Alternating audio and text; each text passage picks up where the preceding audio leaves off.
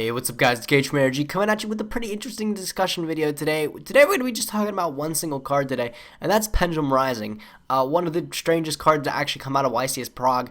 That actually was played in the winning player's deck profile. The name eludes me at this moment about what his name is, but he decided to play Pendulum Rising in his dark Performance Pal deck, and it worked rather well. And just from reading the card and kind of applying it to theory, it does actually seem like it can do a lot of damage. So I'm just going to read over the card for you guys because it's something that probably none of you know what it does. It was a common card originally released in Crossover Souls, but it got reprinted in the structure deck for Magician Pendulum. And here's exactly what we're working with. It's send one monster you control to the graveyard and special summon from your deck one Pendulum monster with the same level as the sent monster's original level, but destroy it during the end phase. You can only activate one Pendulum Rising per turn.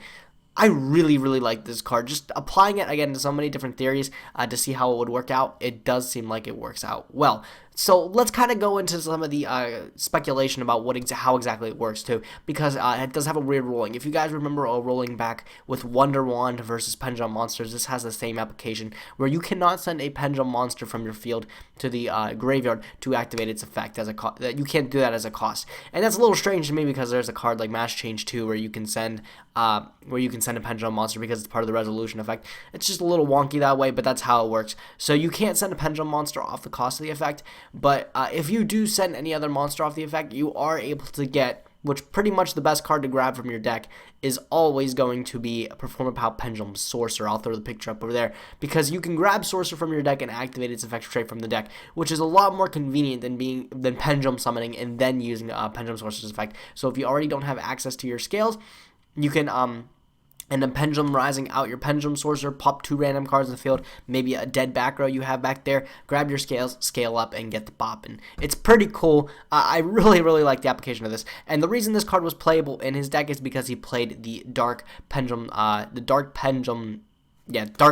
version of the deck, where he decided to play a card like Armageddon Knight mixed with a card like Stardall Dragon and everything in the main deck. And what Armageddon Knight would do is, since it's when it's summoned, it doesn't matter if it's normal, special, or whatever, when it's summoned, which means if you can Pendulum Summon it too, you can send a dark monster from your deck to your graveyard, which again, his choice in his article, not in his article necessarily, in his player profile, was he decided to pick Stardall Dragon as his card that he could send, so he could out Floodgate cards such as Anti-Spell Fragrance, or cards like, I don't know, Vanity's Emptiness or something. I'm trying to think of other cards that would stop you. But that's able to out any back row cards, but then you could also send cards like Farfa or something, Farfa, the Malamrinch and the Burning Abyss, to out any really Floodgate type monsters on the field, like a Cyber Dragon Infinity or something like that. Normally that's a way to kind of bait it out and everything. I know Farfa and Stardall Dragon both saw plays in Necros format. People would do the same thing with Armageddon Knight, playing it in Necros to be able to out Djinn with a Farfa, and Stardall Dragon out, I think, like back row and everything, like Solemn, what is the other Solemn that wasn't Solemn Strike?